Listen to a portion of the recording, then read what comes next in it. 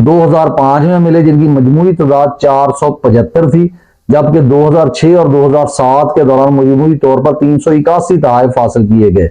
इस तरह 2004 में पाकिस्तान के तोशा खाना में 350 तहाइफ आए। फहरिस्त के मुताबिक पाकिस्तान की तारीख में सबसे ज्यादा तहाइफ साबिक वजीर आजम शौकत अजीज ने हासिल किए, जो कि इससे कबल वजीर खजाना के ओहदे पर भी फायज रहे। शौकत अजीज और उनकी अहलिया को गैर मुल्की नुमाइंदों से मजमूई तौर पर 885 तहाइफ मिले।